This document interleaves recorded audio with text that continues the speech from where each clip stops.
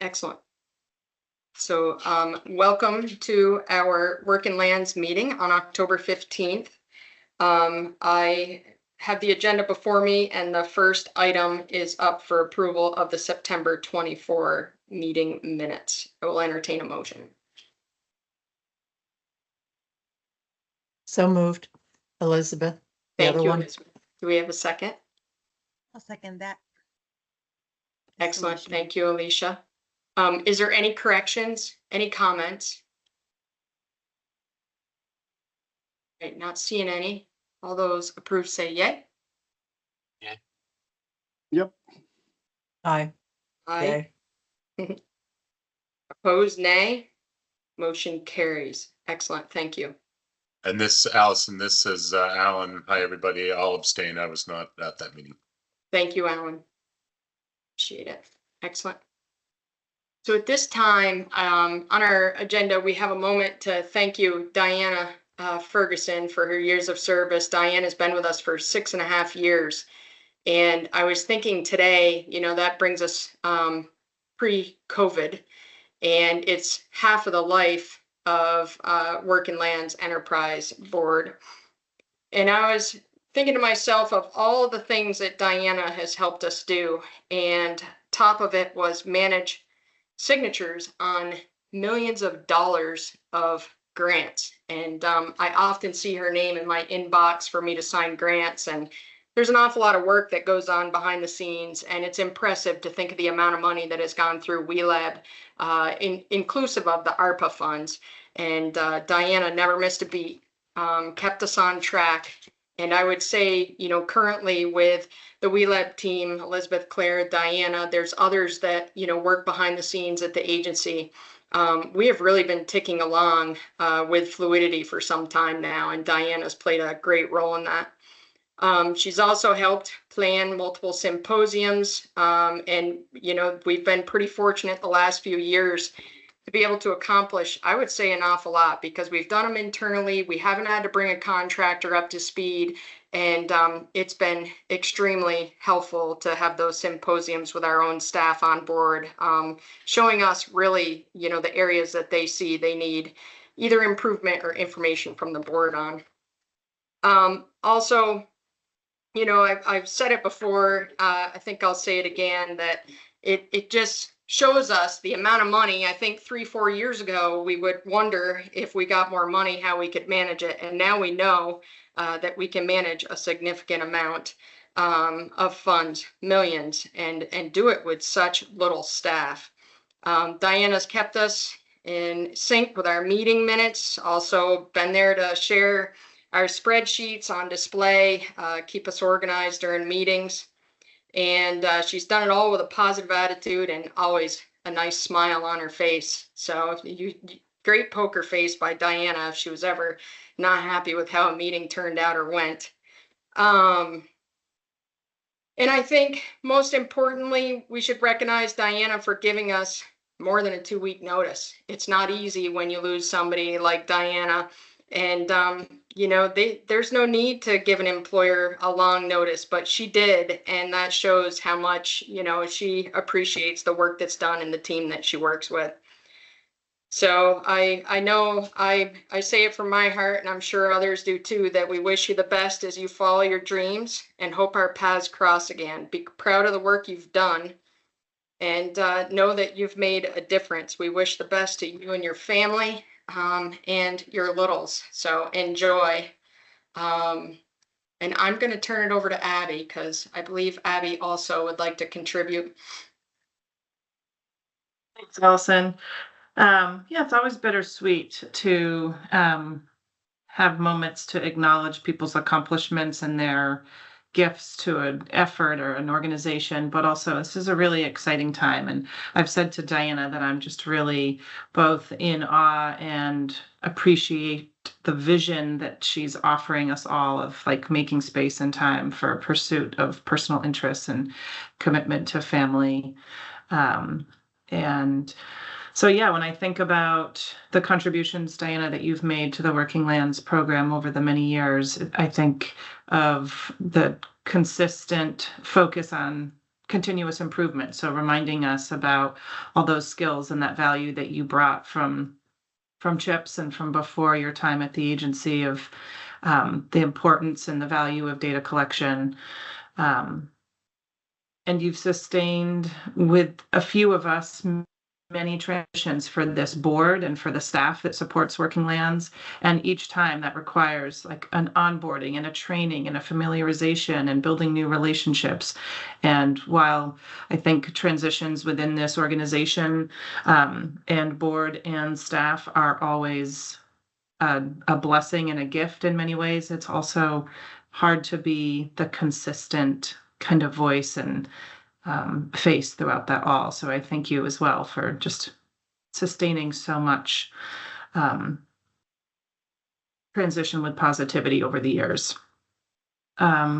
Similar to what Allison was sharing is just kind of the confidence that I watched you as you helped coordinate grant review, variety of different board meetings in addition to the Working Land staff, and just knowing that I always could feel a sense of calm, regardless of what was happening in the background or how you were feeling about it. Like, I think our meetings always ran smoothly, and I always felt like, okay, the spreadsheet's being updated, someone's keeping track, and someone knows the decisions that we're making. And given the public scrutiny that's possible for this board and for the investments made by this program, that's been really, really helpful to have meeting minutes and notes and kind of accounting of decisions made during board meetings well documented. So I have loved working with you, and your appreciation for Vermont agriculture and for farms, your care for healthy food, your support of both the farming community and kind of family-based businesses. So I look forward to seeing you at a farmer's market again, or on a mushroom walk, or at a yoga class, and maybe a bit of each. So thank you. Thank you, Diana. Anyone else wish to say words? I think the only thing I will add, because I think a lot has been said, is just what has always blown me away about you, Diana, is your ability to be like both a very big picture thinker and also like incredibly detail oriented. I think it's a really unique gift. Your editing skills are amazing. And I think, I think both Abby and Allison spoke to your commitment and drive for continuous improvement, which, has been like so refreshing. And we know as a program team, that we're all always like thinking about ways to improve the program. And it's been a really, I think it's been we've been a very strong team, and it's, we're going to miss you, as you know. And I think probably most importantly, we are going to miss the kindness and the humanity that you bring to every space that you're in. I think that's what shines the brightest for me when I think of you. So, we're going to miss you. And of course, we're going to see you. Thank you. Thanks, I wanna- Elizabeth. I was trying to hold it together, Elizabeth. Thank you, everyone, for your really kind words and your support over the years. This group has meant a lot to me. Working Lands is such a powerhouse, and all of you and your passion really shine through. I know some of you are, paid to participate, and some are not. And out of the goodness of your hearts and the drive that you have for supporting agriculture and our state as a whole, and down to the individual families, is what keeps you going and what keeps all of us going. And I've really enjoyed my experience working with ag. We have a really wonderful staff, and I've I've seen a lot. It's been wonderful to see this program grow from one that's just been sort of initiated a couple years prior to having a more solid foundation and having more systematized processes for getting money out the door. And really applaud all of you for your thoughtfulness in that, because I know there's times and places where it's just easier to get it done and not think about it. But our staff and this board really care about what's happening and what the impact is and taking a closer look at things, which I think is phenomenal. And I wish you all the best in your continued pursuits and funding endeavors and other endeavors and things that maybe no one's even thought of yet. So I believe in all of you, and thank you all for providing this container for everyone and for me as a wonderful learning opportunity and ability to apply my skill set, and for your support and understanding of my next chapter to focus on my family and my home and some other some other pursuits, which I hope that I will be circling back to some of you on in the near or distant future. So thank you again for your kindness and support, and I hope to see you all down the road sooner or later. Thank you, Diana. I exchanged an email when we first got notice from Diana, and I told her when I had my twin boys, I escaped the corporate world for a few years, and I never once regretted taking time for my family or my children. So I commend you for being able to make that decision. It's a hard one, especially when you enjoy the work that you're doing. So we wish you the best. All right, so we are going to move on to a presentation from Ryan Patch. Ryan is our Agricultural Climate and Land Use Policy Manager at the Agency of Ag. Is there anything else you'd like to say, Elizabeth, as introduction before Ryan starts?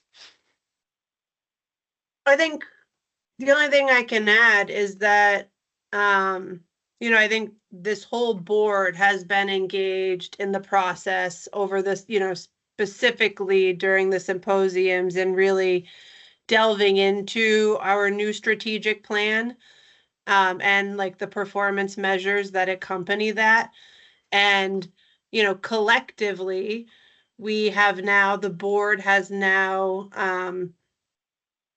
made a outward commitment to investing in and advancing projects that are focused on climate resilience.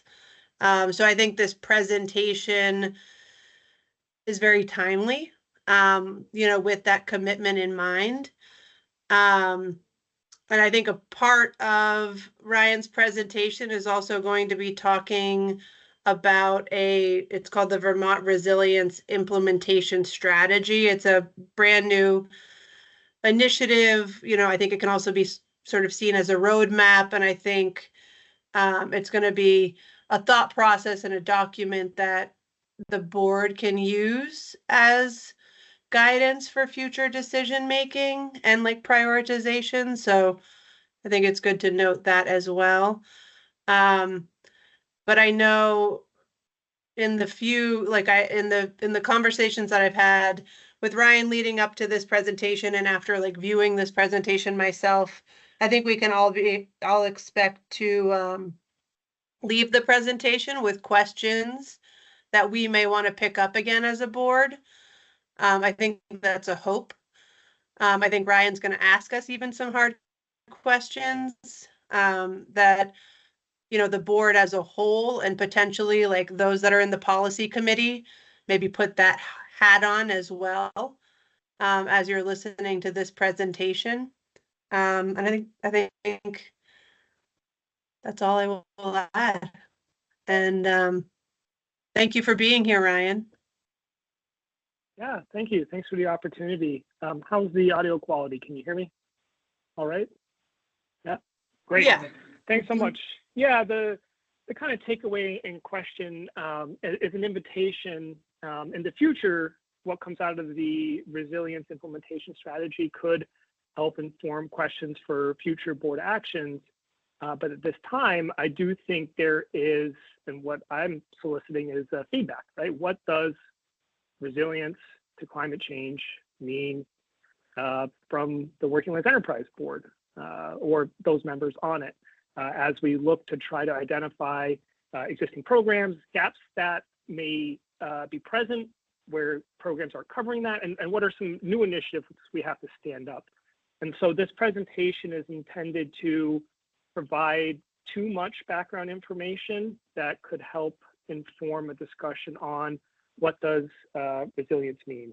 And so just a bit of housekeeping for this presentation. I will make sure to PDF it and we'll share it with Elizabeth so it can be shared with the board. So don't worry about not catching specific points or data. I have a lot of slides and I apologize, but I'm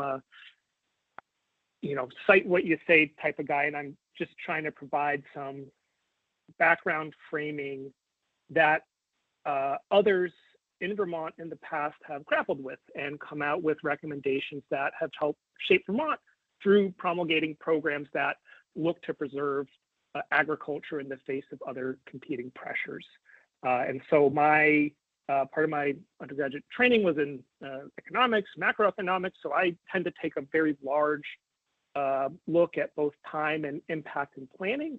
And so for climate change, I think one other framing comment I would make, or certainly it was just how I approach this with agriculture, is we have to look long-term about how the systems we are setting up today either set Vermont up for more success or more failure in the future as climate impacts become more and more pronounced. So with that, I am going to jump into this presentation, and I will apologize ahead of time for the length and the amount of topics that I'm going to attempt to cover. However, I just want to get this information before you, and all of it may not resonate or, be something you don't already know. So just acknowledging there's a lot of just baseline data I'm just trying to put in one place, perhaps as a resource for future investigation. So here are the 6 topics, and then just a one-slide wrap-up I hope to cover. We're going to, 2022 USDA NASS Ag Census is the best comprehensive statewide data source I've been able to find, help us understand, and it's consistent, right? They've been doing it since 1925 in Vermont in a similar format that we can analyze it today with the 2022 publication. So we're going to look at updated land use statistics for agriculture. We're going to take a look at climate change as a concept, and climate change as we're understanding it in Vermont, and climate change as it affects agriculture. We're then going to talk about some specific program and policy initiatives that the legislature has initiated, which have some, I think, significant, they inform this conversation and how agriculture is conceived of in these framings, and I think it's important to understand that a little bit. We're then going to just very briefly, 2 slides on general, health of the farm economy, and then dive into climate resilience implementation strategy, where I'll try to take the prior 5 sections and distill it to this initiative that's being stood up by Governor Scott and the Treasurer. So yes, we'll get there and then we'll wrap things up. So I am likely not going to stop for questions, and I apologize in advance, but please do ask questions because I'm going to stop with lots of time for questions and discussion. But I tried to make this presentation so it builds on itself, and anyways, there's a lot to get out, so stopping makes it take even longer, so I'm just going to try to bull right through this presentation. So here's where I used to start, right? This is the data source, 2016 land cover data set. Vermont is 94% covered in natural and working lands. I don't think I can look at a better composition of a state in the United States as we look at the effects of climate change. We have lots of natural and working lands, not a lot of impervious development relative to the size of the state. Vermont didn't always have this balance of forestry and agriculture. This is a photograph from between 1870 and 1880, and folks that have been to the Agency of Agriculture building in Montpelier or been to the State House will of course recognize that the hill behind the State House is no longer in pasture. And what we have seen is a massive transformation of how the landscape in Vermont has evolved as different evolutions of the agricultural system have been generated by different, economic and other social and political dynamics of our society. So back in 1880, there were 35,000 farms, and 84% of Vermont's land area was in farming. They predicted, this is a report from 1968 that we'll talk about in more detail in a few slides, but their view back in 68 was we are going to see a decrease of land in farms, a decrease in the number of farms, as well as an increase in the size of farms. And this has come to fruition, beginning with that modern census in 1925. This line, this yellow line, the one that will follow for a couple of slides, is what is the total farmed land in Vermont according to the most recent ag census, as well as the prior census that have been taken. It includes cropland as well as pasture. This pasture land also includes forest that is pastured. So every part of the agricultural production sphere is reflected in this yellow line. And what we see is since 1880, there has been, a gradual decrease in the amount of land in the state that is in farming. 56% of the state of Vermont was in farming in 1925. We are under 10% for 2022. 9% of Vermont's land base is used for farming according to the 2022 USDA Ag Census. And so what has happened, right? We had so much agriculture, and now we have, less agriculture. And, many of the natural conditions of Vermont's geography and, climate, et cetera, means trees grow really, really well here. So as farms have gone out over time, it makes sense that forest land has recovered and has continued to maintain a strong presence in the state. And to acknowledge that recent remote sensing data from the forestry sector shows that they've lost about an estimate about 50,000 acres of land has been lost. And so that's a new talking point according to the USDA Forest Service data. One of the things when I read the documentation is the margin of error of that data set is plus or minus 50,000 acres. And so directionally, we understand that, yes, forest is decreasing, but I will submit that during that same period where forestry, which covers about 80% of our land base, lost 50,000 acres, agriculture, which now manages 9% of the land base, lost 72,000 acres during that same time period. So the rate of loss is not the same, however you look at it. And so what I've put on the screen here are two other data points about how Vermont's land is used, looking at the amount of urban land, and both urban and wetlands use this scale on the right, agriculture and forestry on the left here. So just want to make sure I note that. But urban land, wetlands have recovered since the clearing of forests for ag land in the past. And so what we have now is directionally, in recent times, agriculture is the only land use which is diminishing in its footprint. 1972, they saw about a 50% loss of ag land in the prior decade. This led to that study committee, that report, and it led to the adoption of Act 250, then use value appraisal, and then Vermont Housing and Conservation Board. So three of the largest and most successful programs that have a specific stated goal to preserve the working landscape, including agriculture. And while they have helped stem kind of the rate of loss that was seen in the 50s to the early 60s, we are still losing farms and farmland year on year. Okay, climate change. Climate change, just start globally, come to Vermont. 2023 was the warmest year on record.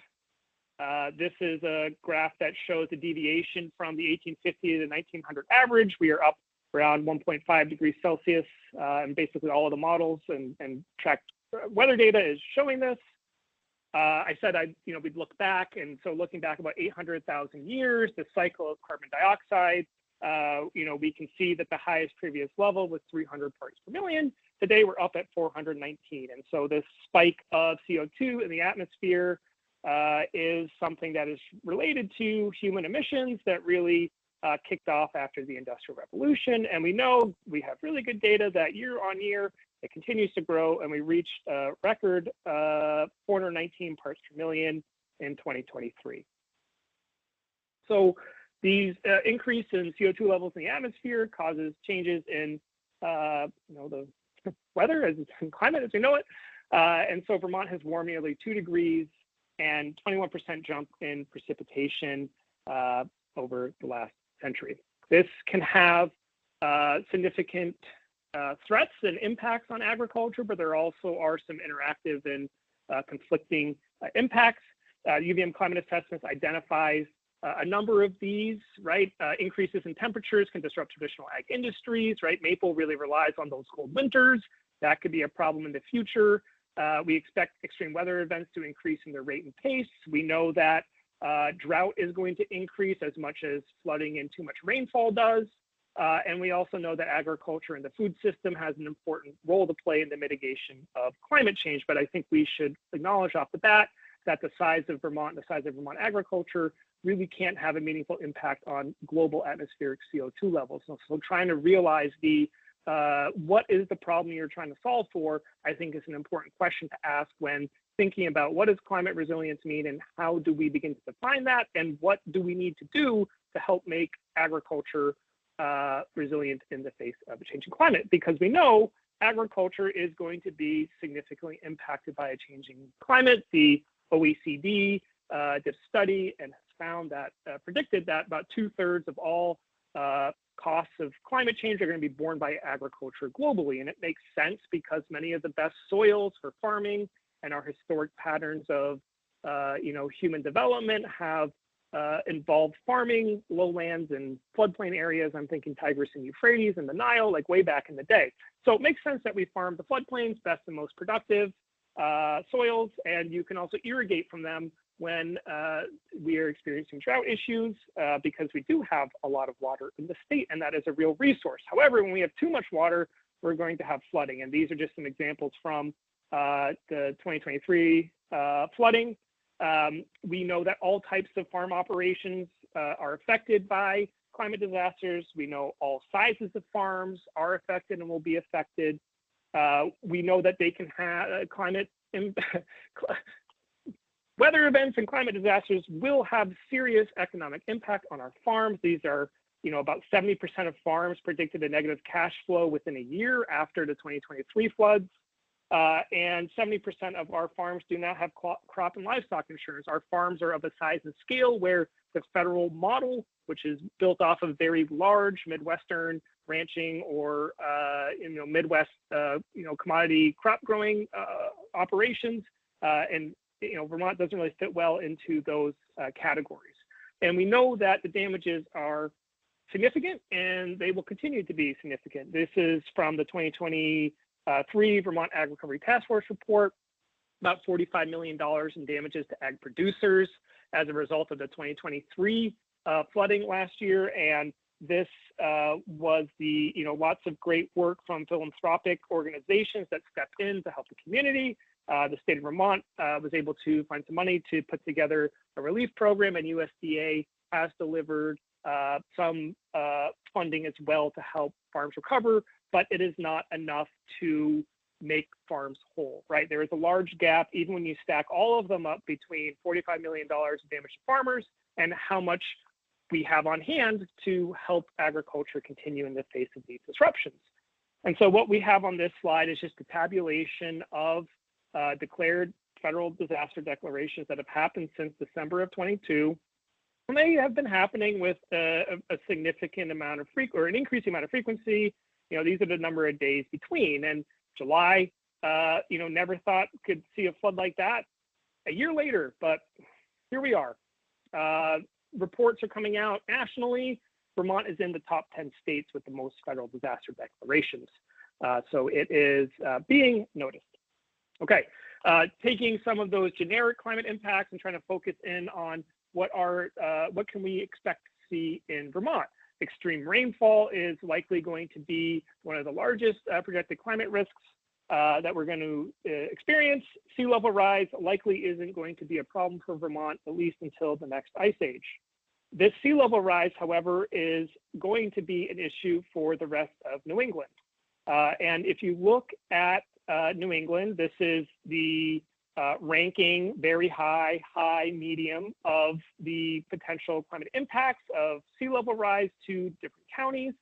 And this is the density of the population that lives within these areas. And so it looks to me like a rising sea level is going to begin to further increase pressures on those living within coastal areas, and migration as a result of this is something Vermont should think about. New England Feeding New England and American Farmland Trust has put out kind of an estimate of what can we expect. Business as usual, current development patterns, about 40,000 acres of farmland is expected to be converted to development, though it could be as high as 60,000 acres under a runaway sprawl scenario, and this is by 2040. Okay, so why is this important? As we look at the nation and where the majority of the food is produced in the country, wildfires, water stress, extreme heat are really going to challenge the existing systems of national and global distribution that bring food from the places where it is primarily grown and brings it to Vermont and New England. And so thinking about other regions of the world and the country that are going to be impacted more on the agricultural front by climate change than Vermont may be, right? Predictions are showing that Vermont is going to be a good place to grow food relative to many other places in the country. And so this is a, extension of, trying to think about the extent of farming that we have and how in New England, including Vermont, and what does that mean for regional food self-sufficiency, and how do we define that? New England has a great report out, which provides some, I think, really great emphasis about the scale of management change that would be needed to address some of these stated goals. So every organization seems to have a 30 by 30 goal.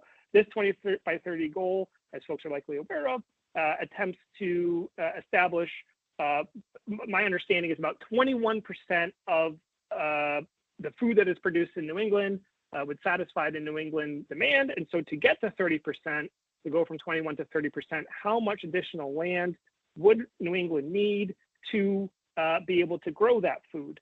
And so there, not only do we have to change the type of foods that are being grown, we have to expand the agricultural system. And they say across all New England, not just Vermont, but all of New England, 590,000 acres of new cropland needs to be brought into production to get us just to 30% regional production. And I want to remind folks that Vermont only has 550,000 acres of land that is used for farming. And so this is one of those like step back scale moments. As I read this, if Vermont was to alone attempt to undertake this regional food production, obviously it's not just for Vermont, it's for, though Vermont and Maine were identified as the two primary areas with the most opportunity to expand food production. But essentially we'd have to double the size of Vermont agriculture to go from 21% to 30%. Double Vermont agriculture to just get to 30%. There's a lot of people regionally, and where and how that food is produced is, I think, of one of the central questions I think about when thinking about climate and future impacts. So we're, we need more agriculture from that perspective, but we continue to lose agriculture. And so that's why I start with this kind of macro framing. Trends are like this. A lot of things are showing that agriculture needs to actually be going the other way. So final note on, the ag census. For the first time in modern history, farms in Vermont manage more forest than agricultural land. So since the 1925 census, it finally happened. Farmers are managing more woodland than they are land that is in cropland, pasture, and pastured woodland, representative of all farming. Now, maple does end up in this category, so there are some caveats, but those are still trees. So I just think this is an important context that The farms in Vermont are not just wall to wall, fence row to fence row, like some places in the Midwest. There is a lot of additional land that is managed by farmers in addition to the land they manage to grow food and crops. Okay, we covered land use statistics, a bit of a framing of climate change and the issues it's going to present. And I'm going to walk through 2 policy areas I've been working in and attempt to share kind of an update of what's happening there and what I think the impact of these policy decisions will be for agriculture in the face of climate change. So I'm going to start with Act 250 and primary agricultural soils and the protection of those soils. Act 181 of 2024 represents the complete restructuring of Act 250, taking the NRB, making it the LURB, the Land Use Review Board, changing definitions. It's a massive restructuring. And so what I'm attempting to pull out here is not a summary of the law, not a summary of all that it attempts to accomplish, but I'm going to look at a program the agency administers, which is Criterion 9B, which is something I'll talk about in a bit more detail in a minute. But one thing I wanted to cover was just how has policymakers that have been setting policy for agriculture and Act 250 seen agriculture throughout the years. And so Vermont has lots of study reports that are out there. I selected 4 of them to try to understand how things have evolved, right? We talked about the 68 report. This is the one that really ended up giving the state Act 250. This 1988 report was, useful for understanding why the Vermont Housing Conservation Board was stood up and their dual charge of conserving natural and working land as well as building affordable housing. 2019 really kicked off the most recent debates about Act 250 and how should it be structured. And then 2023 was the report that kind of gave a framing for a path forward, which resulted in the passage of the act this year. Okay, why am I showing 50, 60 years of Act 250 reports? Well, I want to just understand who helped draft and compose the recommendations of that report. In 1968, we see there's a member of the House of Representatives, which was a farmer themselves. At least that was the only farmer I could find. There may be more documentation. I couldn't find it. The 1988 commission had dairy farmers named as a member of the commission. In 2019 and 2023, that was all, the 2019 report was only legislators, and the 2023 report was more than just the NRB, but it did not include any agricultural stakeholders in its process. So what is some way to attempt to understand kind of the actioning environment? I don't know what the term is. Like how do policymakers see, agriculture? And so something that I've seen in analysis of speeches or books or whatever else is like, how many times is something mentioned? And does the mere mention of that mean it is important, or what does it mean? I don't know. I'm not trying to say it means anything. I just went through and looked at all of the times the agriculture, farming, and derivations therein were mentioned within the report. And so about 0.42% is the ratio in 68, 0.36 in 88, 0.24 in 2019, and 0.10 in 2023. And so here are the statistics here. And what we see here is, where is it? Food. Food is mentioned once in 2019, but that's only because it names the Vermont Agency of Agriculture, Food and Markets. And so I use these slides to attempt to just point out that agriculture does not have the focus and attention it once did in the state, though, as I'll show in hopefully future sections, there's good argument for why we need more agriculture. And so each one of these reports, this is just a snapshot from the report itself. What are some of the things they were seeing, right? You've already seen this, which is looking backwards and forwards from 68, identifying dramatic decline of farms over the past 20 years, 2019 points out losses of acreage for farmland and where development is happening. And then 2023 didn't really have mention of agriculture, but we have pretty good data about the current state of the ag economy. Okay, farmers are on the panel. Ag is mentioned more. What are their recommendations? 68, preserve the state's agricultural and forest base. 88, to support agricultural heritage to working landscape. In 2019, the charge is the same, right? Support development in designated areas and preserve our rural areas, farms, and forests. However, the recommendations were to repeal the exemption for farming in those areas that are designated as critical resource areas, and the mapping for that ended up showing it was about 2/3 of the state of Vermont. And so this recommendation was strip the exemption that agriculture has. The 2023 report didn't really, it talked about, affordable housing, economic development, compact development surrounded by farms and forestry, but their recommendation was only to strip some of the protections from the prime ag soil report. And so we are not seeing in the reports that have been coming out recently agriculture at the table, or many of the recommendations being those that mirror the historic approaches to land in Vermont, which I summarize as the protection of the working landscape was the goal. Okay, so what I'm going to do now is, I set up Act 250, or I've attempted to just share kind of the policy milieu in which this conversation takes place.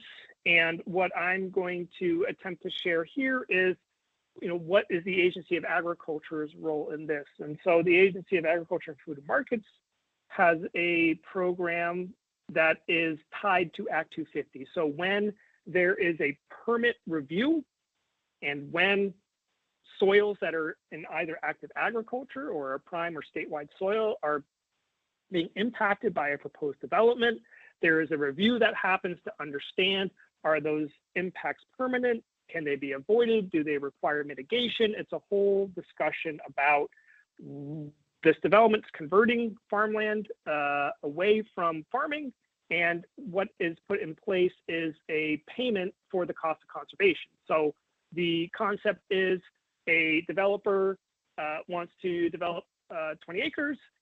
They would have to, I'm simplifying, there's many things that can happen, but one of the most common outcomes of this program is farms pay a fee into an offsite mitigation fund that is based on the rates to conserve land in that county. And the funding they pay goes directly to the Vermont Housing Conservation Board to conserve farms in the district in which the development project took place. So payments in Chittenden County should stay in Chittenden County to conserve farms in Chittenden County is basically how it's regionally dictated. Okay, so I'm going to attempt to illustrate visually, because it's very complicated. It's a very long bill. It's like over 180 pages, I don't know, over 150 pages. And so I'm going to try to show visually what happens today, and then a question I have about how is this law going to be implemented. And so what we have here is just an overview of the site I'm going to talk about. This is going back to 93. I'm going to be looking at this parcel right here. It used to have corn grown around it, but really it's just been in farming since we have imagery. And so what we have is we have this kind of parcel here you can't really see, but what we've overlaid are those soils that are mapped as prime or statewide. And so those prime, statewide B are all soils that if they are developed or if they're in active agriculture, there needs to be a plan for what's going to happen to them. And so this is from the developer of this project, right? It outlines the project track and the phases of development and the acres and the area that they are going to convert. And what are they going to build? They are going to build really a remarkable development that ticks many of the boxes that we look for, which is affordable housing, senior living, mixed use, industrial, light commercial, or light industrial, commercial, residential, supported by Heinsberg. It's compact development, and in these areas, because this is very close to the town, if this is built, hopefully it can alleviate some of the pressures on the surrounding areas. And so this is, certainly a project I'm not, besmirching. I'm just looking at the soil resource, and I'm looking at agriculture writ large. How are projects like this, which we want to see, I think, how is this going to affect the current rate and pace of conservation of our farmland to protect all of those areas outside? So if we're going to, have compact development, and we're going to have working farms and forests outside of these centers, right? There should be, or there needs to be, funding in place to protect that farmland, from development, especially with how financially challenging the ag economy is right now. So here's the development, and this is from the permit.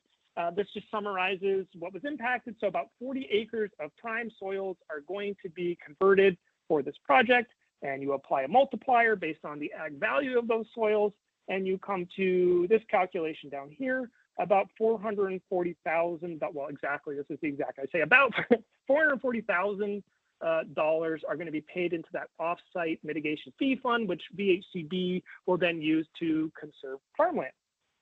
Okay, here's where it gets complicated. H687, Act 181 of 2024. Long bill, lots of, 171 pages. big bill. What they established is this. Until 27, the construction of a priority housing project within areas of a designated downtown development district, designated neighborhood development area, or a designated growth center, does not need a permit to be constructed. And then in the future, after, before 27, regional planning commissions are going to have to stand up proposed areas that are going to be called either Tier 1A or Tier 1B, and Act 250 permits will not be required for building projects that otherwise would trigger jurisdiction for Act 250 today. So it essentially institutes a temporary moratorium in certain regions of Act 250 permits, and in the future there will be rulemaking and a process for Tier 1A areas and Tier 1B areas to be designated by towns and municipalities so that development in these areas do not require an Act 250 permit. And so when we overlay this, right, this is what Heinsberg has put together as in turquoise teal, I don't know, I'm bad with colors, blue, we'll call it blue, neighborhood development area is what this is called, and this is the village center boundary. So Heinsberg has definitely identified as a region where they want to see development, and so it's good and it makes sense that it is happening here. The only question I have is, in these areas, I'm just going to go back a slide, Act 250 permits are not going to be required for the construction of improvements. And so the 9B review program is only tied to an Act 250 permit. And so if you don't need an Act 250 permit, then you don't need to mitigate for the conversion of prime ag soils. And so this is a region or an area that was not addressed by the law, like what should happen to future foregone revenue, and what is the scale and impact of prime ag soil payments relative to the cost of development or other questions, like how much of an impediment, anyway. So what we have here is from the developer, their estimated assessed value of all of the developments, lots of units that are going to be built here, from single family residences to multifamily, senior living, right? A whole spread of units. The total estimated assessed value is $36 million. The total PAS payment they have to make for the conversion is $441,000. So 1% of the total estimated assessed value goes to the protection of prime ag soils based on how the current program is constructed. Now, if you step back, we did a really micro example looking kind of at the state to try to understand by district how big of a problem or unanswered question is this. And what we have here is really a confusing graph, I'm sorry, but it shows within a region how much of the designated development areas are not currently developed, how much of that area intersects with existing ag land, and how much of that area intersects with prime soils. That's how to read this graph. And one thing that we learned from the remote sensing exercises we did using existing data layers available through VCGI is that 69% of mapped existing impervious surfaces in Chittenden County are built on prime and statewide soils. And so I put this up here just to say, you know, before we had lots of permit programs that restrict development on certain environmental areas. I'm thinking about, you know, if you're going to do a heavy cut, you need a permit. If you're going to convert a wetland, you need a permit, regardless of whether you go through Act 250 or not.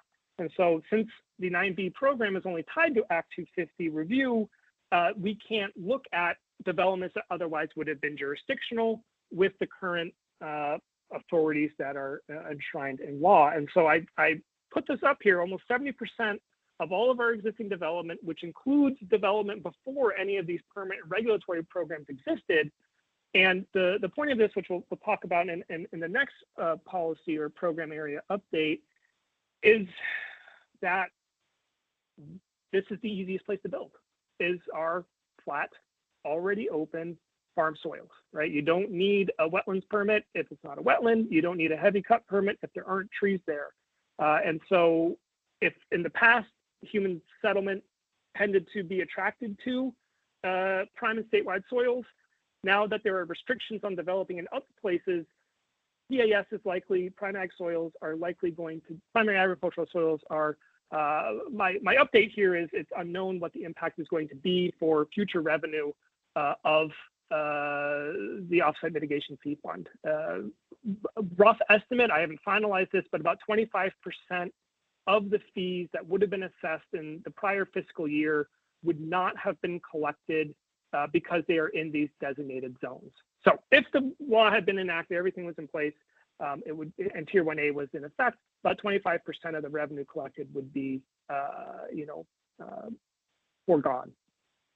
And okay, switching gears to Act 59 of 2023. This is the Vermont Conservation Strategy Initiative, which is colloquially called 30 by 30. And the act summary is this: establishes state goals of conserving 30% of the land of the state by 2030 and 50% by 2050. I think I hope most people in Vermont, well, I don't know, I won't say this, but anyway, this is when we think about ag land conservation, and we talk about conserving, lands of the state, I think it would make sense that agriculture would be a part of this policy conversation, considering VHCB was directed to do this inventory, and VHCB's dual mission is, conserving natural and working lands as well as affordable housing. So what we did was analyze the existing agricultural easements that are held in Vermont. There's about 225,000 acres of agricultural easement, mostly clustered in the traditional ag counties, Addison, Orleans, and Franklin. Excuse me. And what we learned is while there are 6,000 acres of ag easements, only 56% of the ag easements are used for farming. A third of existing agricultural easements are in forest, and 10% of existing agricultural easements are in wetlands. And so when you take this agricultural land, 56% of the 225,000 acres, and you try to understand, well, how is it farmed?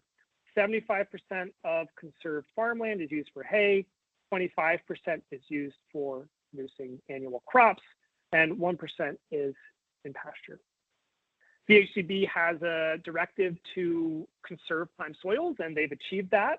The vast majority of the soils conserved are 60% are on prime or statewide soils. So that's great to understand that the intent is being met by the programs.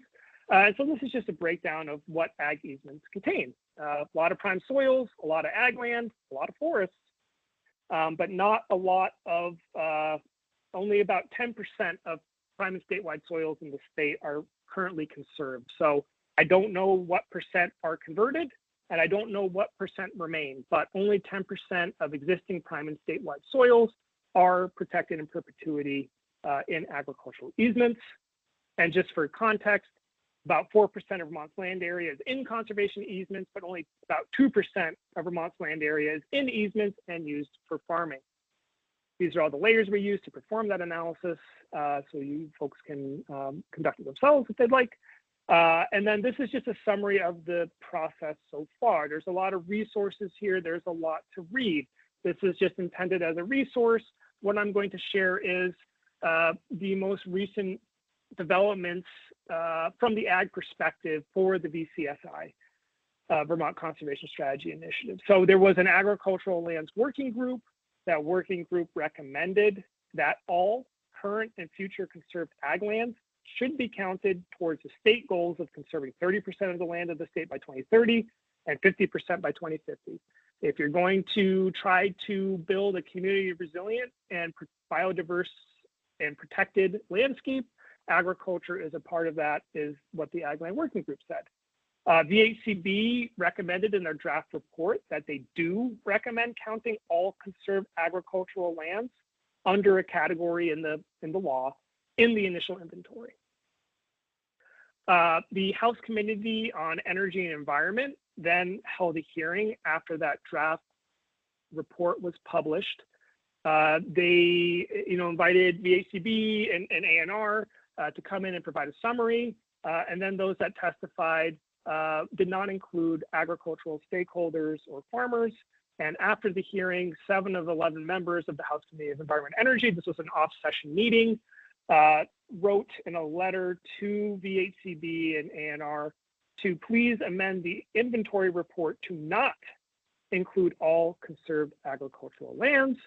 And VHCB has recently responded by saying, agricultural lands should be in a new subcategory under a particular category, and that exploring the feasibility of creating a new category for ag land should be undertaken, and whether and how to amend Act 59 to include this new category is where they end. And so essentially, they're going to put it back to the legislature, and those that have recommended all ag lands be removed are going to have to consider whether agriculture should be included. And so I think this is a challenge for the items I'm going to share in the next section, which is talking about ecosystem services and the benefits agriculture can provide to the state for water quality purposes, for climate greenhouse gas mitigation purposes, for watershed resilience, for protecting biodiversity.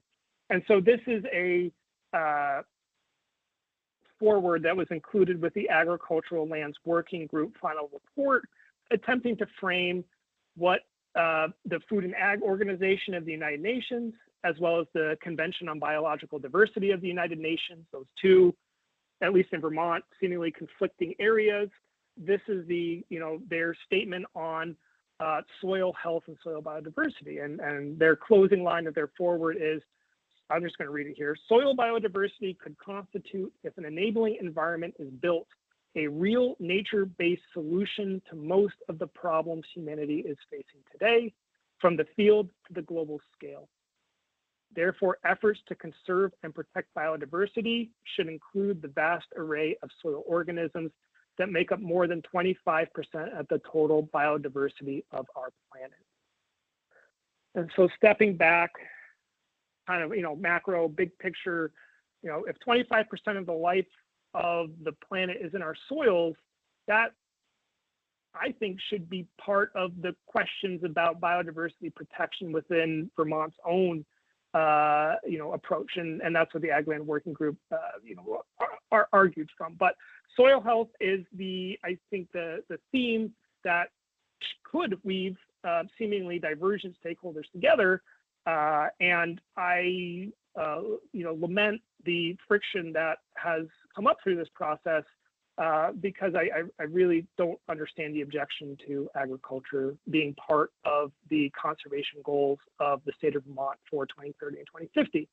And so, this is just my, if we were to think about, and that's kind of what this, presentation is attempting to show in some ways, like what are some major goals or movements that could help exemplify some of the, longer term directional changes we want to see in our policy framework for agriculture in Vermont. So if we only have 2% of our land base conserved for agriculture and used for farming, I think a goal could be for 2030 to try to get to 3%, right? 3% of 30% is pretty reasonable, and conserve 10% of Vermont's land base by 2050. So that would be of the 50%, 10% is for agriculture. And this would represent an increase in agricultural land currently in production. And I think that is a tough conversation to have, to look at agriculture and how much it is shrinking its footprint, how much it's under pressure from development, and to attempt to suggest that thinking about how to expand agriculture on our footprint is in a climate resilient future for the state. That's just the question I have around that topic. Okay, why do I care so much about biodiversity and agriculture? Why do I think that time should be spent trying to understand how agriculture impacts the environment? It can be both positive and negative. It really depends on the manager. And the punchline is Vermont, by and large, has very, very good managers. And so I'm going to put this slide up again, but it's going to have new data on it this time. I'm looking at not way back pre-colonization. I'm not looking back, modern census. I'm looking in the last, 10 years or so. And since between the two census, how do you pluralize census? I don't know how to, anyway. Between the 2017 census and the 2022 census, Vermont lost 184 dairy farms, close to 10,000 dairy cows, and 72,000 acres of cropland. And during that time, farmers in Vermont, because of the total maximum daily load for phosphorus, for Lake Champlain Basin, pressure from EPA, right? Since the passage of Act 64 in 2015, farmers in Vermont, despite the economic headwinds, have been responsible for more than 85% of all of the phosphorus reductions that have been reported so far. The other major contributor, forestry. Farmers have done this through the adoption of conservation practices. This is the Water Quality Division of the Agency of Agriculture's portal to understand where and how much conservation practices have been adopted by farmers. This is through our financial assistance programs. And we're at close to 500,000 acres of adoption since the passage of Act 64 2015. You can see as funding has been allocated, farmers have been engaging and they've been adopting these programs and giving us guidance on how and what can they do better. And so I'm going to now, go from, I'm going to take those high level things and attempt to drill down a little bit to explain, well, how do these practices improve environmental outcomes? And so the easiest, I think, place from where I start in my brain is, growing crops is not created equal, right? It's not an inert, soil is not, in my view, it should not be just an inert media in which you put seed and inputs and water and sunlight and you grow something, right?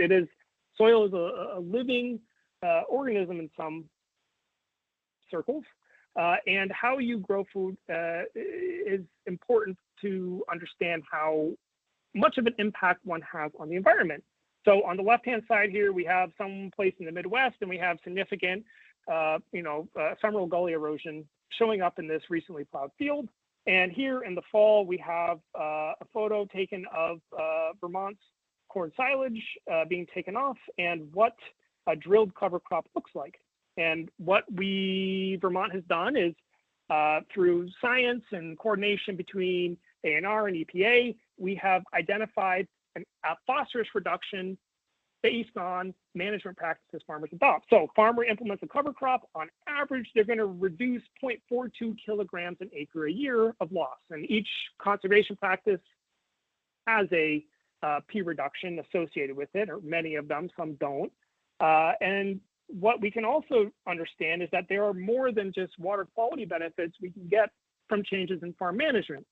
What we have here from a USDA tool that models the greenhouse gas flux from the growing of food and crops, what they identify in their modeling tool is further information about sequestration, right? So if you adopt cover crop over a baseline practice, this is for Addison County, a field could sequester, or is estimated to sequester a net 15 tons of additional 0.15 tons of CO2 equivalent an acre a year. And so we are getting co-benefits, multiple benefits from the adoption of one conservation practice. And this is achieved through, something that new research is attempting to clearly identify and articulate what are the components that we need to measure to understand how is improvements in soil health having these environmental. And are you looking So- at, yeah, let me just look. Yeah, soil health is, physical, chemical, and biological properties is how soil health is measured. And some of the outcomes of a healthy soil can be talking points such as for every 1% increase in organic matter a farm achieves in their soil, that can hold an additional acre inch of water. So an inch of rainfall can be held with a 1% increase in organic matter. We also know that organic matter can help with infiltration. This is a representative study that Joshua Faulkner uses to show that high organic matter management systems have a higher cumulative infiltration. Further, when you have high organic matter, you also have greater soil water holding capacity, and organic systems have greater capacity to hold water in times of drought. So it lets water through when there's too much water, and it holds water when there's not enough. It truly is, managing for soil health. It really does have a tremendous benefit for many of the challenges farmers are going to experience in a changing climate. What we have here is a report or result from the University of Vermont Extension. They did a statewide soil health analysis from 221 fields all over the state, and they found the following. The national average for all soil testing is about a 3.2% average. Vermont has a 4.3% average. And Vermont, this 4.3 is even higher than New York. And New York is the fourth largest dairy state. And so we can't just say, well, Vermont's higher because we have a lot of dairy. Yeah, we're higher because we have dairy, New York is, but our farmers are also very good managers. And we have high clay soils, and there's a lot of opportunity for sequestration in the soils, and Vermont farmers are well above average. It's a statistically significant divergence. So Vermont, that's the kind of physical, I guess, science summary of how different components can be measured, and adoption of conservation practices have these improved environmental outcomes. Here's the social perspective, right? Because it's not, we don't just achieve this, the state doesn't go out and plant cover crops, right? The farmers are out there doing this work. And so surveys of farmer perspectives provides, I think a really great window into the resource we have in our agricultural system in Vermont today. So Vermont farmers have, high level of stewardship ethic, high level of knowledge and skill, but there's a need for financial capacity if they want to adopt. And I think this is the through line in any agricultural recommendation. Money has been put towards conservation practices, and farmers have adopted it. So what we look at here is farmer attitudes towards, climate change and soil health. 99% of the farmers surveyed believe improvements in soil health have benefits for the environment off their farm. 95% believe they should take additional steps to protect soil health. 90% of those farmers surveyed believe they have a responsibility to be part of climate solutions. 94% of farmers surveyed believe they have the knowledge and technical skill to enhance soil health, yet only 58% have the financial capacity to do so. And so now we drive into the limitations, which is funding, right? Farming is a very tough endeavor, as we'll look at it in a moment, financially, and farmers, the resource we have in Vermont with our farmers, they are willing to do more, they apply to do more. There's not enough funding allocated to this effort. Farmers would do more if more money was, and I know was put towards it. I know this is many policy areas, but I'm just trying to underscore how much the farmers can and do contribute. And so what we have here on the left is just an example of the existing ag practices that have those phosphorus reductions at 85% of all reductions that have been tracked. What do they do in the climate space? And so this is, about 12 tons of net sequestration from the additional conservation practices could be tabulated from the practices that are already being adopted, right? We are getting climate mitigation benefit from existing programs. And one of the talking points that I think is really jumps out at me from the UVM study is this, that annual soil carbon sequestration in Vermont ag soils under a high investment scenario could store in the soil the same amount of CO2 equivalents as eliminating the emissions from 200,000 cars. So invest in soils and get food and get a better resilient landscape, and it's the same as removing 200,000 cars from the road. Like, I think there's a lot of justification for pointing out why focusing on soil health and our farms is an important climate resilience strategy. Okay, and then this is just from Canada. 48%, they estimated 48% of their climate opportunity from their natural and working lands comes from agriculture. And that is often because you give farmers seeds and they plant it this fall. We'll have cover crop through the fall and into the spring, actively sequestering carbon. It takes a while for forests to get established and really begin to contribute that significant carbon storage and sink on an annual basis that does happen. It just takes a while. And so short-term climate action, agriculture is actually one of the most effective and cost-effective investments that can be made. All right, farm economy, and we'll get to RIS. This is just to show that even though ag prices have been going up and net cash farm income has been going up, and net farm income has, it was slated to go down in 24, but that was projected.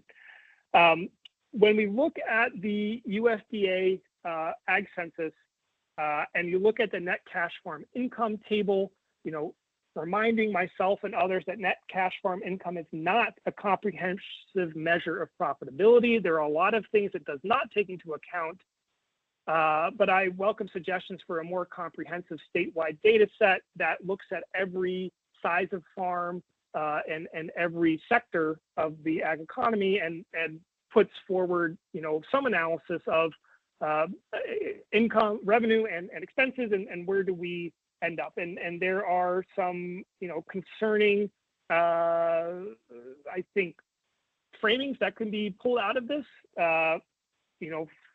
First and foremost, even though 2022 was the highest level of the farm price index, only 43% of farms in Vermont reported a positive net cash income.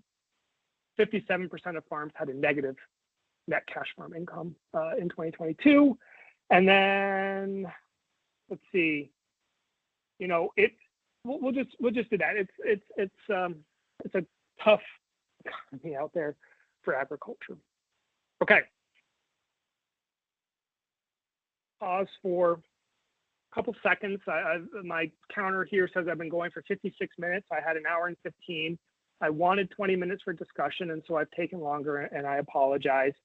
But I'm going to run through this resilience implementation strategy because I think this is a very positive opportunity for agriculture to articulate all of the benefits that could be provided to the state of Vermont if further investments are made, and how certain programs, anyways, just what this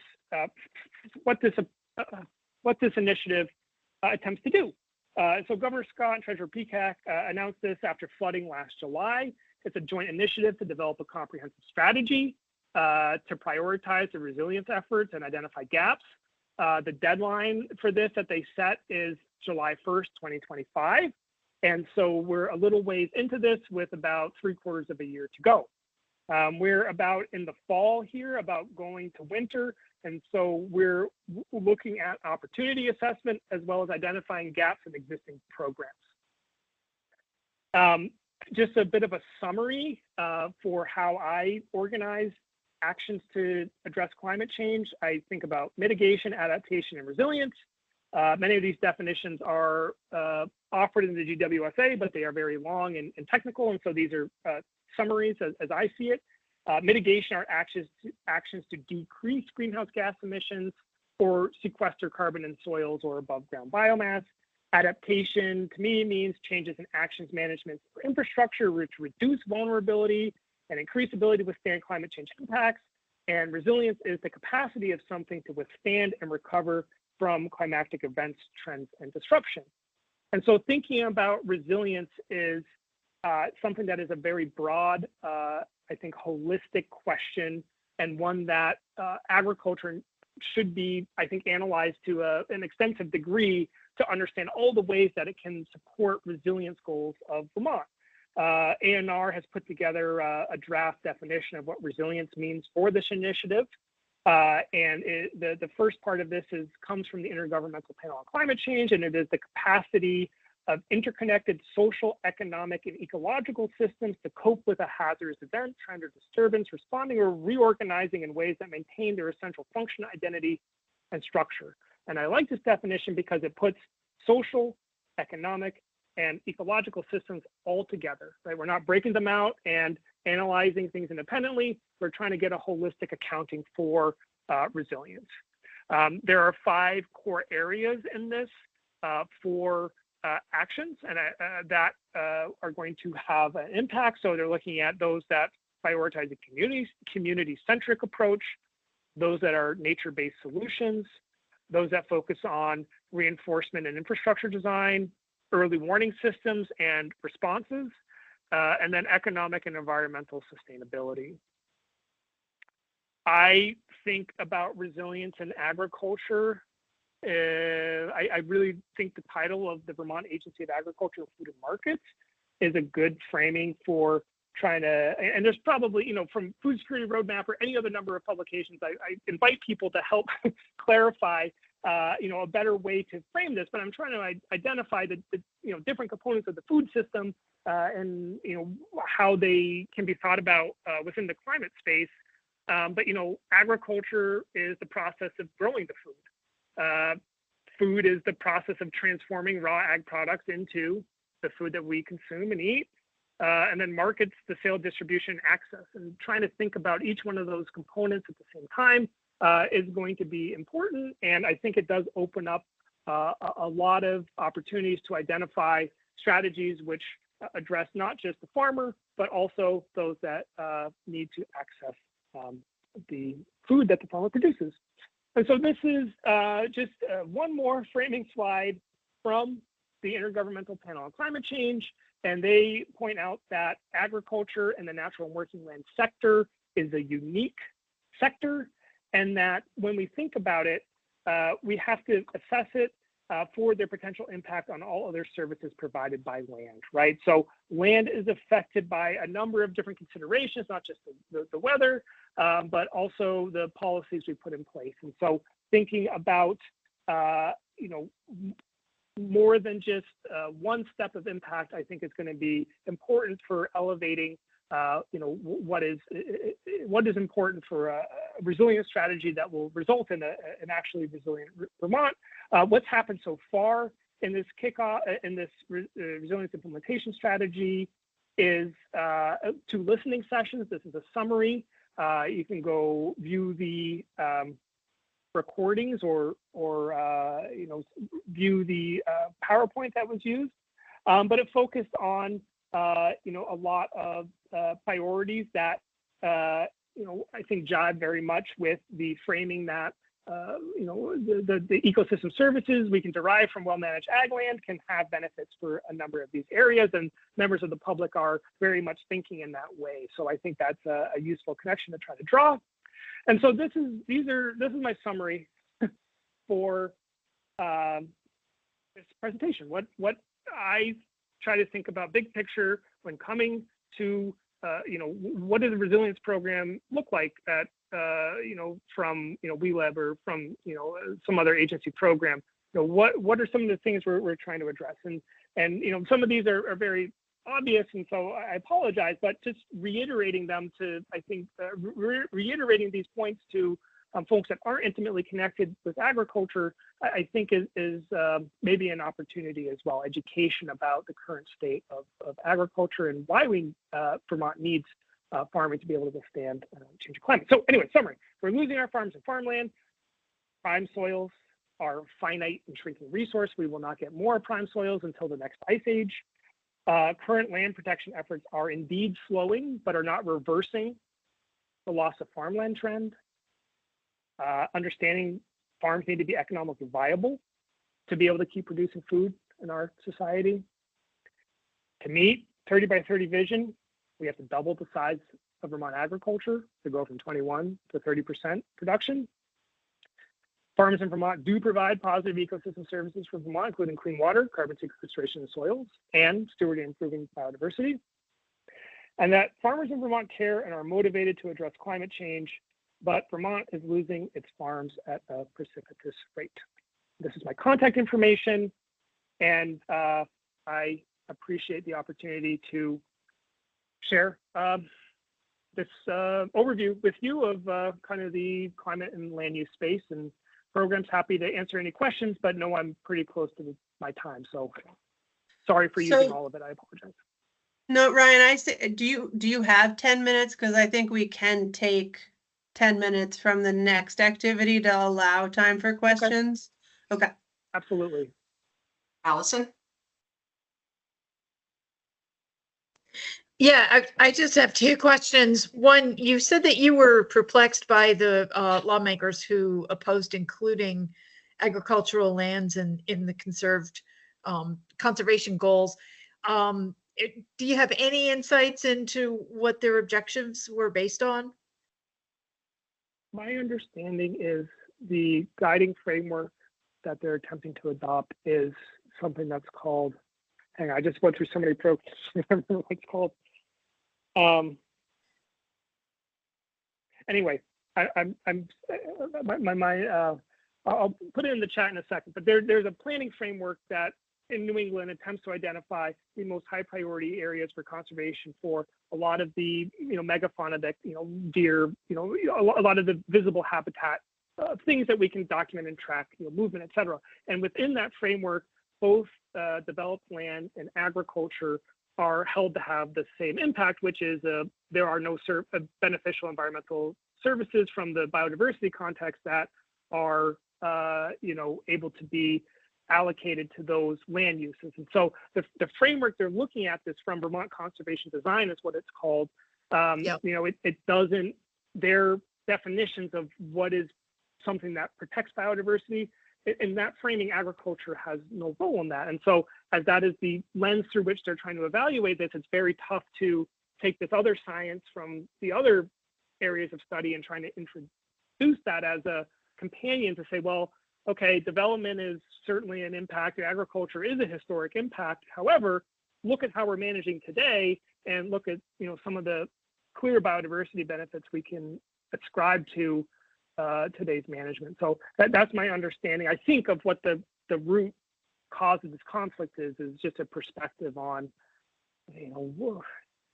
so we've heard, there's folks that say, ag should never be part of this. There are some that say it should only be those hay fields that are mowed once after October. But we know that for a viable ag economy, that would be a really challenging, if that was a requirement for our conserved lands to be counted, it really wouldn't be useful to agriculture because, one mowing of late hay is only good for bedding and not good for feeding cows. So sorry, that's my understanding of one of the sources of the conflict. Oh, okay, thanks. The other quick question, I hope it is, last year, record high temperatures prevented the sequestration of carbon in our, at least worldwide, in our forest lands. And I'm wondering, by adding agricultural ecological function, could we help counter that worldwide trend? That's beyond my pay grade. I don't know.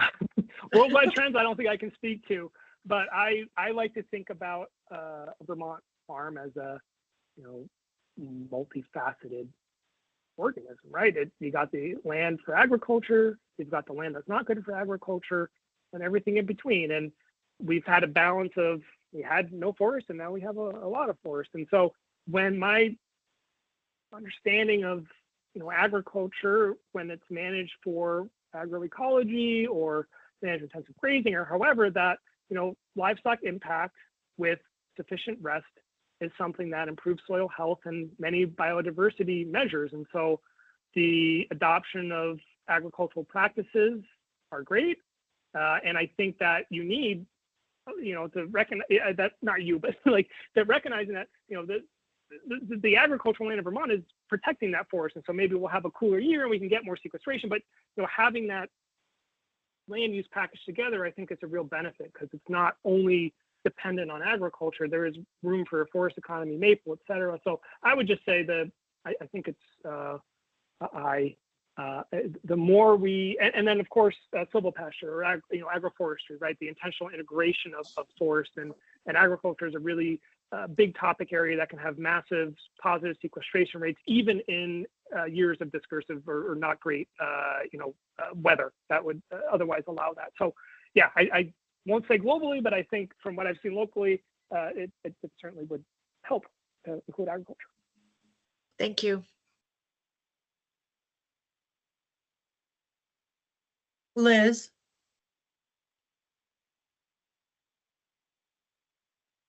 I was just going to add one other thing to Ryan's answer about the biodiversity piece, which is when the bill was first written, it was just written as a biodiversity conservation focus. And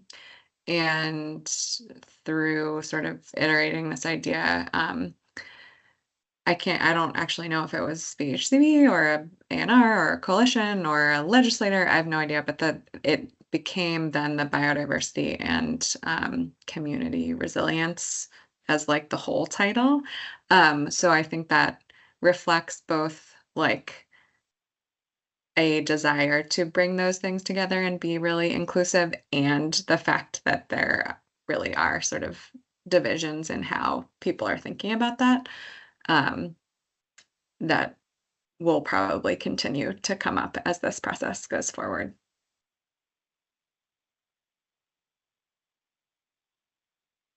Thank you, Liz. And thank you, Ryan. You fit in an awful lot in an hour and a half. Pretty impressive. Any other questions Thanks. for Ryan? You may be dismissed. We appreciate your time. Thank you very much. Appreciate the opportunity. Thanks. Thank you, Ryan.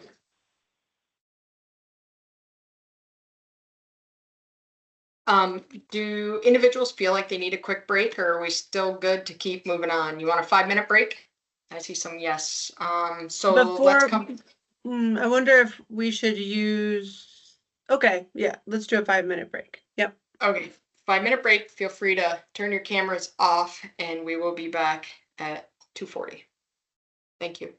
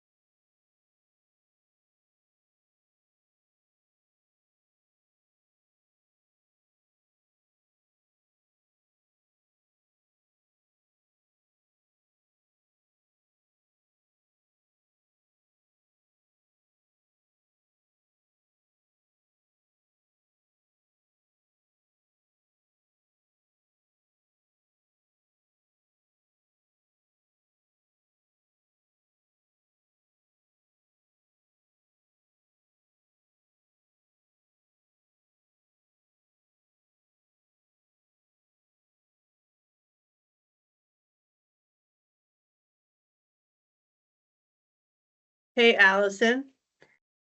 Yes, Since you're on, can I actually ask you a question? sure. As Um, long as we understand we're still recording. oh no, sorry, I meant Allison Lowe. Haha, so funny. Oh, Allison. Um, Okay, go ahead. So, we're gonna be going into breakout rooms, and I may have missed an email from you or you might have missed the email that I sent to you. But because the like financing solutions committee disbanded, Yeah. you have the opportunity to join another committee. Right now, I was sort of steering you towards the policy committee. I saw that in the notes, so I thought it was a done deal. So I guess I misunderstood. Okay, great. I just wanted to make sure that that felt like a fit. Yes. And that committee is really in a visioning moment. I think so it's a nice time to join. Unfortunately, Megan, John, and Tyler are not here today, and they are all on the policy committee. But Diana will be facilitating that group, and we'll just, let's see where we get. Abby will join, and I want to steer Liz towards policy. She's on 2 committees that are meeting today, so that you guys do have a good handful. But, and you and I can speak more about that, but I think really right now, it's the committee has yet to define, its way of working, especially within the new sort of the parameters of the new performance measures, which are in the policy charter that I shared in the packet. Okay. But okay, great. I'm glad that works for you. I think Good. that's exciting. All right, great. I'll be right back. Okay.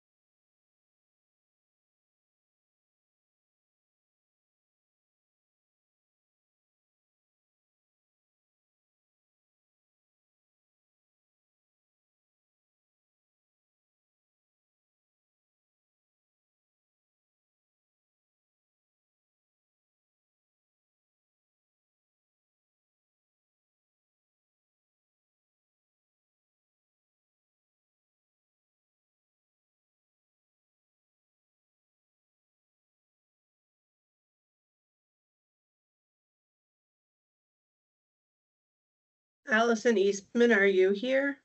Yes. Okay. I just realized that I also should ask you about the breakouts, because you aren't currently on, you know, you participate in the coordinating committee. But would you like to join the policy Yeah, I'm fine. with that. breakout? Okay. Yeah, this is good. Thank you. Great. And I think we're good if folks are back, if they could just turn on their cameras quickly or take off mute so we know that we're here and we have a quorum.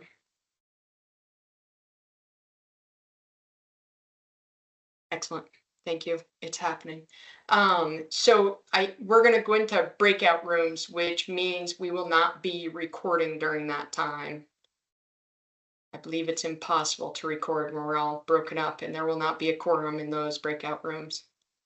So we can shut the recording off. And who's going to take us into breakout rooms? So yeah, let me just.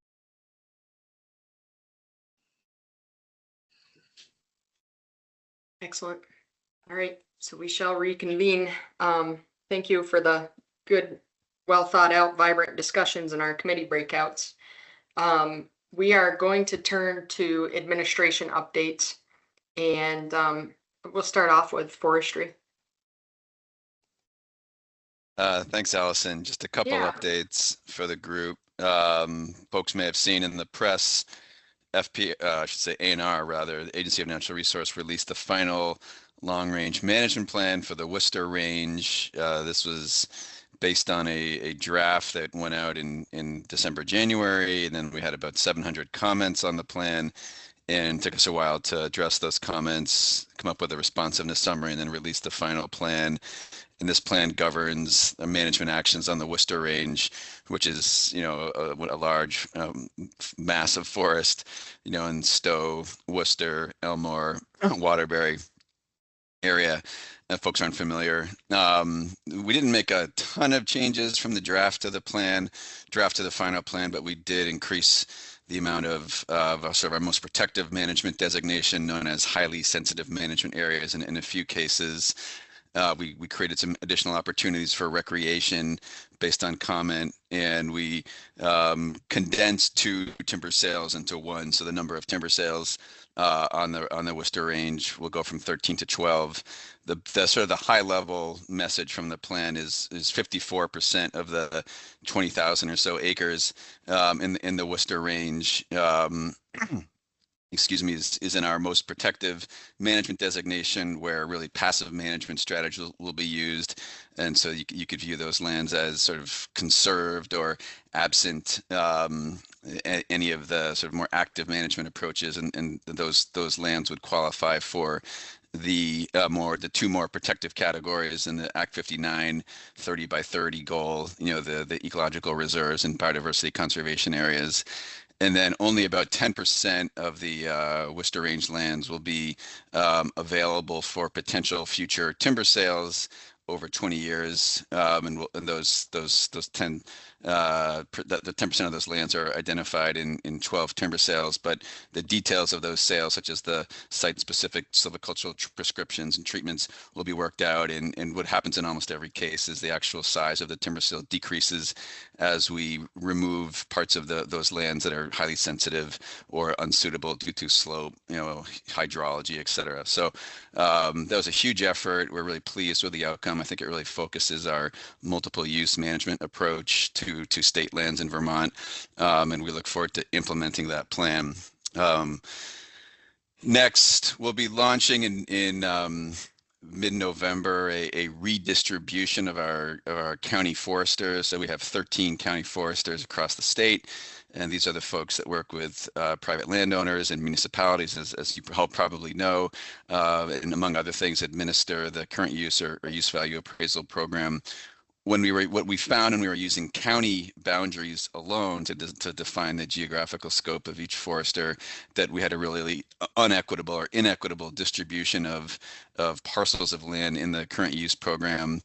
Some counties had you know, over 1,500. Some counties had less than 500 parcels in the program, and so some of our county foresters were swimming in parcels, and some had time on their hands. So while we're retaining the title county forester, their geographical boundaries will shift and evolve to a more equitable distribution, and we'll be rolling information about that out, as I said, in mid-November, and it'll be real easy for folks to figure out who are in current use, who their county forester is. And in most cases, 75-80% of people, landowners, will still work with the same county forester, but about 20% of folks will have a new county forester to work with once we complete that redistribution. Third out of 4 points, some sort of exciting funding opportunities for loggers. We did receive in the state fiscal 25 budget $1 million to launch a pilot program to help loggers comply with accepted management practices and essentially pay for 80-90% of the costs of practices that allow logging operations to comply with the acceptable management practices. And so we are hoping to advertise this week. It's a request for proposal to hire a service provider to implement that pilot expansion of our water quality assistance program, and eventually provide payments to loggers to comply with AMPs. And the RFP will sort of identify what types of practices are acceptable, and what the criteria for awarding funding to loggers to comply with AMPs will be. So that's some progress. And we're also at the Clean Water Fund meeting last week. It was announced that because of some surplus funds due to above average projections in the revenue sources for the Clean Water Fund, they will be putting into place, pending approval of the Clean Water Board, a program to help essentially set up a loan program for loggers to receive low interest financing for low impact logging equipment. This is modeled after a similar program in Maine. The low impact logging equipment has a clean water benefit. And so this program would allow loggers to apply for financing to purchase logging equipment that achieves that kind of water quality and low impact outcome, and helps them sort of modernize or mechanize their operations out on the logging sites and maintain their operations during periods where either the soil conditions are very wet because of excess precipitation, or warmer than average due to warm winters. So these are two measures: the $1 million for logger pilot program to comply with AMPs, and then the low interest financing program to help purchase low impact equipment, are two measures we're taking to help loggers continue to operate, despite some of the challenges associated with climate change. And then finally, foliage season peak is now, in much of the state. It's this week, this weekend, and it's been a good foliage season by all accounts. So hopefully folks are out and about and enjoying it, and also avoiding the crowds. But we've been working with the Vermont tourism folks quite a bit, and it seems like it's been above average in terms of the colors we're seeing out there. So love to hear what folks are thinking about that, but hopefully everyone's had a chance to enjoy the foliage. I'll stop there. Any questions for Oliver? Oliver, just curious, what's low impact harvesting equipment, like cut to length systems, or? Yeah, a lot of it has to do with for machinery, the tires that are used, that are sort of called flotation tires, and can be, have a wider width in some cases, can be inflated, or rather the pressure of the tire pressure is lower, so it doesn't create such large ruts in the soil. So it could be a cut to length machine, but with flotation tires that allow those machines to operate in wetter conditions.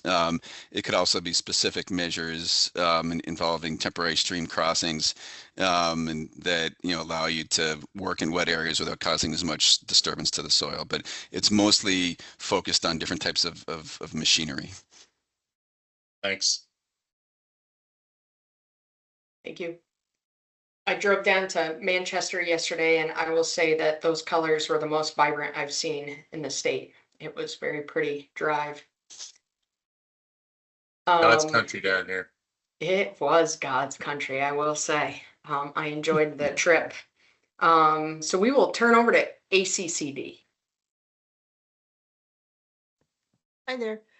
Just a couple of things on mainly the agricultural side. BGAP, the Business Economic Gap Assistance Program, is still open for the 2024 flooding events. The deadline for applications is November 15th.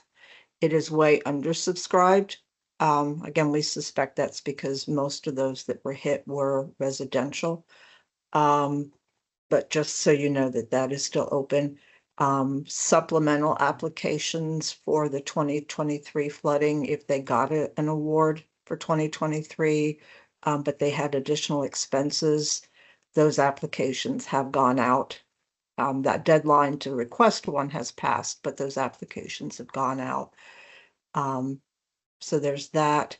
And one thing I didn't mention at the last meeting, the Northern Border Regional Commission has their forest economy program.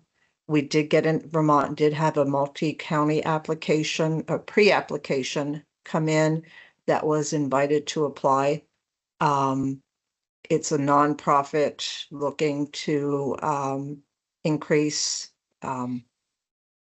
workers and skills, particularly for young people, and then additionally sort of upskill some of the timber practices. So that's what I have. Thank you, Elizabeth. Any questions for Elizabeth? I will say one other thing. Northern Borders has the Timber for Transit program. To my great dismay, Vermont did not have any applications. So, yeah.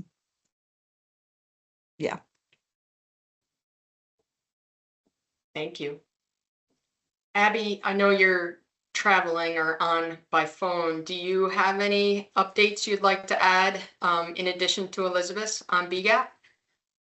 Yeah, I can just a tiny bit, if that's helpful. Can you all hear me okay? Yes, we can. Great. So just to offer some numbers around the ag BGAP applications, we've received 56 applications so far. Their total acknowledged loss or damages total 8.5 million. And at the 30% with a $100,000 cap of eligible costs, the anticipated award amounts for those 56 applications would likely total somewhere around 1.5 million. Of those 56 applications, 16 were for new 2023 losses and new application requests for 2023 damage, and 40 so far, though the application deadline, like Elizabeth said, is still forthcoming November 15th. So 40 are for 2024 losses and damage. So we had a great conversation with the Central Vermont Economic Development Corporation that has been doing the technical assistance for BGAP, and just shared that they are continuing to be out in the field and seeing lots of kind of like working lands businesses that are continued to show loss and damage, and some that still aren't even aware of the BGAP program, and certainly not made whole at this point. So we're anticipating it'd be nice to see another 20 or 30 ag BGAP applications come in before November 15th based on the 85 or 86 applicants that we saw, or 85 respondents, excuse me, to the flood loss survey. So we know there's still more need out there and applications that haven't come in, but that's the update so far. Thanks, Alison. Thank you for that. I don't think I have much more to add. We've been busy with our process of putting in budget items and technical corrections. And then we've also been working on a comprehensive bill that we just turned in to the governor's office to see what would be funded going forward. There's some grant applications, deadlines coming up. Farm to Institution, Innovation in Dairy Processing and Packing Grant due the end of this month. And then we have the Capital Equipment Assistance Program deadline the 1st of November. Service Provider and Producer Association grants due the 7th. Farm to School and Early Childhood Capacity Building Grant due the 14th. And then BGAP, as Elizabeth said, due by 11/15. So if there's questions, I'm happy to take them, but I'm going to try to get you out of here on time. Excellent. We'll say it once again. Thank you, Diana, for your service. Best wishes and job well done. We're better because of your contributions. So Best wishes. Thank you, And everyone. I don't see any public comment. I don't believe there's any public comment, anybody on here to give public comment. So with that, I will take a motion to adjourn. So moved. This is Alan. Or second. Thank you, Alan. Who was the other? Elizabeth. Thank you, Elizabeth. Excellent. All those in favor say aye. Aye. Aye. Aye. Opposed, nay. Motion carries. All right. Be well, all. Thank you for your participation. Take care. Thank you. Thank Bye. you. Bye-bye. Thank you. Thanks, Thank you. Diana.